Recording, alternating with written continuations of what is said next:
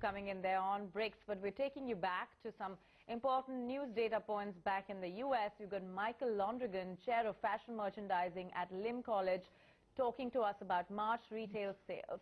They're up, Michael, but they haven't quite sort of been up to expectations, risen at the weakest pace since last June. What do you think is causing all this flutter there?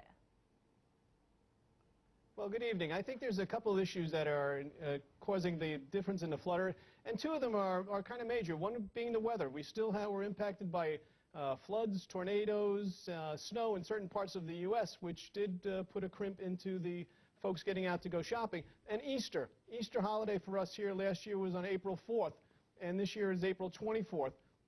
So those two things would have contributed to a bit of a softening in the sales side. Right. Michael, do you believe this trend of spending slowdown will continue? Is the breaking point where high gas prices and inflation choking off retail sales and halts shoppers already here? Well, I see a continuing trend in consumer confidence. It seems to be trending up still, even in light of the gas prices being as high as they are today.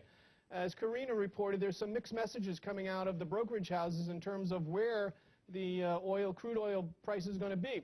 I'm predicting we're going to see the 20% decrease, and in that sense we're going to see a more positive spending going on. Unemployment still is trending a little bit on the positive side as well, so I think we're going to see the consumers staying in the stores and look for a good positive outlook for April on. Michael, always a pleasure. Thank you very much for joining us. State of spending slowdown there in U.S. retail sales. Well, away from that, well, troubled companies Unilever and P&G thanks to big fat fines, and Toyota under pressure in Japan. All that in a global wrap.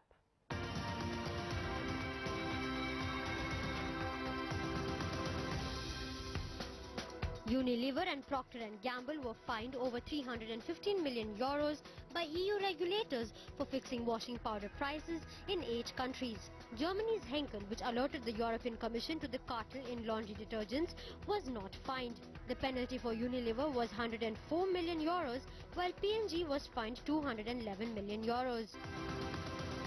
Toyota will suspend production in Europe for 8 days due to a disruption in parts supply from Japan following the massive tsunami.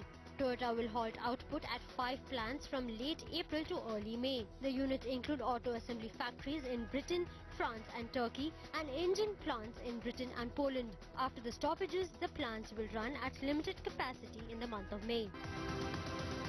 Top Apple supplier Foxconn is contemplating a $12 billion investment in Brazil, a move that could help its customers avoid hefty import taxes in the South American country. High duties mean products like the iPad sell for more than double the price in Brazil compared to the US.